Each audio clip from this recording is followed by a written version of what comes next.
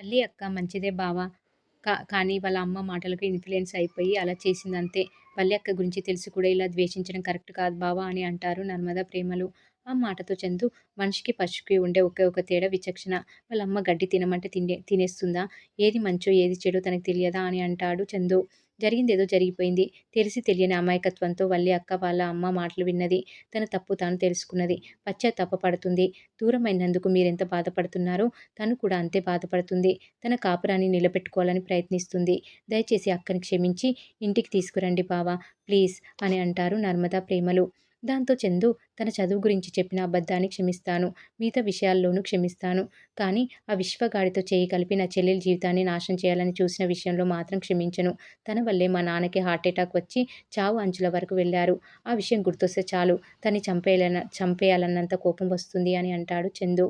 ఆ మాటతో ధీరజ్ రేయ్ పెద్దోడా! వదిన చేసింది తప్పేరా! మన ఫ్యామిలీ ఇబ్బంది పడిందనేది కూడా నిజమే.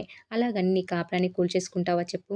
నీ మనసుకు సర్ది చెప్పుకొని వదినని వీలైనంత త్వరగా ఇంటికి తీసుకొని రారా అని దాన్ అంటాడు. దాంతో చందు ఆలోచనలో పడి అక్కడి నుంచి ఆలోచిస్తూ వెళ్ళిపోతాడు. దీంతో ప్రేమ బావ కూలయ్యాడక్కా! మనం చెప్పిన మాటల్ని విన్నాడంటే దాదాపు వాళ్ళ అక్కని తీసుకొని రావడానికి ఒప్పుకున్నట్టే అని అంటుంది ప్రేమ. ఇంతలో ధీరజ్‌కి ఫ్రెండ్స్ నుంచి కాల్ వస్తుంది. ప్రేమకి యాక్సిడెంట్ చేసిన లారీ డ్రైవర్ ఏ ఏరియాలో ఉన్నాడో తెలిసింది వదిన. పదండి అని అంటాడు ధీరజ్. ఇక అటు లారీ డ్రైవర్ దమ్ము కొట్టడానికి టీ స్టాల్ దగ్గరికి వెళ్తాడు. అప్పటికి నర్మద, ధీరజ్‌లు వెళ్లి వాడి కోసం కాపు కాస్తుంటారు. వాడిక్కడికే వచ్చి టీ తాగుతాడంట వదిన అని ధీరజ్ అంటే, వాడెప్పుడైనా రాని ఎంతసేపైనా వెయిట్ చేద్దాం అని అంటుంది నర్మద. ఇక మరోవైపు ఆహ్, ఎక్కడ నర్మద, ధీరజ్‌లు ఎక్కడైతే ఉన్నారో సరిగ్గా అదే ప్లేస్‌లో భాగ్యం, ఇడ్లీ, శ్రీవల్లిలు ఉంటారు. శ్రీవల్లిని అత్తారింటికి పంపించడానికి మరో ప్లాన్ వేస్తుంది భాగ్యం. ఎందుకే ఇలా నా కాపురంతో ఆడుకొని చస్తున్నావు? ప్లాన్ ఏంటో చెప్పు. చెప్పి చావు అని అంటుంది శ్రీవల్లి.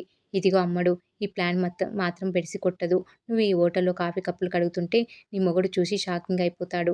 రామరాజు గారి పెద్ద కోడలు హోటల్‌లో కప్పులు కడగడం చూస్తే వాళ్ళ ఫ్యామిలీకి డ్యామేజే కదా! అందుకే నిన్ను బండెక్కించుకొని రై మన ఇంటికి తీసుకొని వెళ్ళిపోతాడు.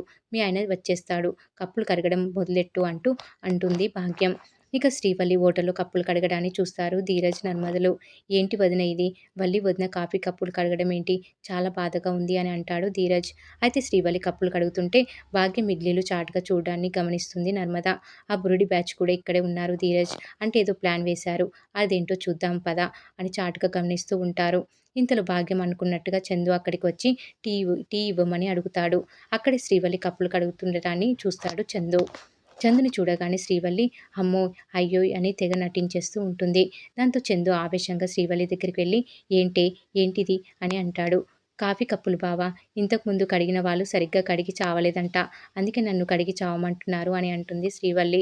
నోర్ముయ్! నువ్విలా హోటల్‌లో కప్పులు కడిగి మా పరువు తీయాలని చూస్తున్నావా? రామరాజు గారి కోడలు హోటల్‌లో కప్పులు కడిగితే అది మా నాన్నకి ఎంత పరువు తక్కువ పని. మా నాన్నని నానా మాటలు అనిపించడానికే నువ్విలా చేస్తున్నావు కదా! అని అంటాడు చందు. ఇంతలో భాగ్యం ఇడ్లీలు ఎంట్రీ ఇచ్చి, లేదు బాబు మమ్మల్ని పోషించడం కోసమే అమ్ములు కప్పులు కడుగుతుంది. మాకు కూతురైనా, కొడుకైనా మా అమ్మడే కదా! మా బాధల్ని చూడలేక కన్న వాళ్ళకి తిండి పెట్టడం కోసం మా అమ్మడు ఈ పనిలో చేరింది. మా అమ్మడు అత్తారింట్లో ఉంటే మా కష్టం దాని కంటికి కనిపించదు. మా బతికేదో మేము బతికేస్తామని తెగ నటించేస్తూ ఉంటారు. వాళ్ళ మాటలకు చందు ఆలోచనలో పడతాడు. ఇక వాళ్ళు చెలరేగిపోతూ ఉంటారు. మా అమ్మడు మా ఇంట్లో ఉంటే మాకే తినడానికి లేదు. దానికేం పెడతాం? అందుకే కాఫీ కప్పులు కడగడం, ఇళ్లల్లో పాచి పనులు చేయడం తప్పదు మరి. అలా చేయడం వల్ల మీ పరువు పోతుందంటే మీ భార్యని మీ ఇంటికి తీసుకొని వెళ్ళిపో బాబు.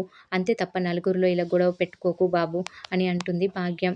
ఇక శ్రీవల్లి కాస్త మెత్తబడడంతో అల్లుడు గారు ఆలోచనలో పడ్డారు. మిమ్మల్ని ఇంటికి తీసుకొని వెళ్ళిపోతారు అని సైగ చేస్తుంది భాగ్యం. ఇంతలో చప్పట్లు కొట్టుకుంటూ వస్తారు ధీరజ్, నర్మదలు. Wow! What a performance! Mind blowing! మీ పెర్ఫార్మెన్స్ దెబ్బకి మా కళ్ళల్లో నీళ్లు తిరిగాయి సూపర్ అంతే. వల్లి కష్టపడి పని చేయకపోతే వీళ్ళకి తిండి గడవదు అంతే కదా! మీ కష్టానికి బాధని చూస్తుంటే మాకు చాలా బాధగా ఉంది.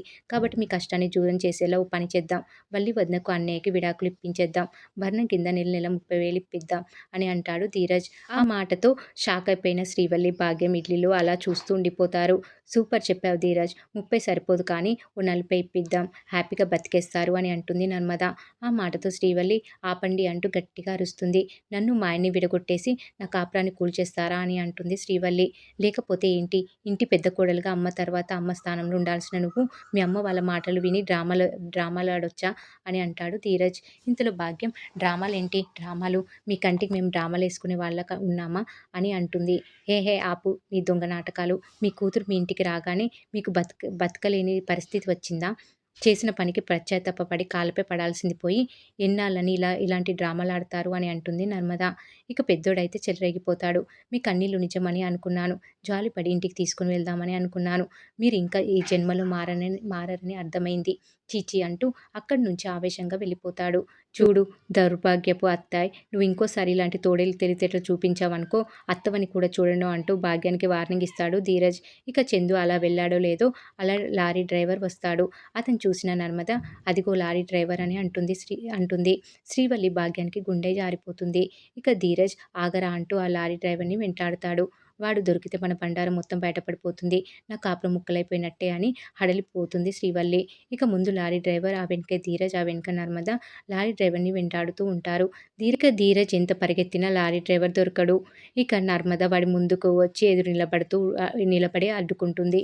ఇక ధీరజ్ ఎగిరి తన్ని బోర్ల పడేటట్టు చేస్తాడు లారీ డ్రైవర్ని.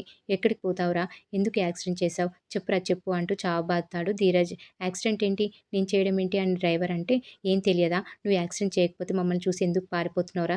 చెప్పు అని పెద్ద రాయి తీస్తాడు ధీరజ్. దాంతో లారీ డ్రైవర్ చెప్తాను అంటూ దండం పెట్టి నిజం చెప్పేస్తుంటాడు. మరి లారీ డ్రైవర్ ఆ యాక్సిడెంట్ చేయించింది భాగ్యం అని చెప్తాడా? లేదంటే దాని వెనుకున్నది సేనపతి అని చెప్తాడా అనేది రాబోయే ఎపిసోడ్లో తెలుసుకుందాం. ఈ వీడియో కనుక మీకు నచ్చినట్లయితే లైక్ చేయండి, షేర్ చేయండి, సబ్స్క్రైబ్ చేయడం మాత్రం మర్చిపోకండి. Please subscribe.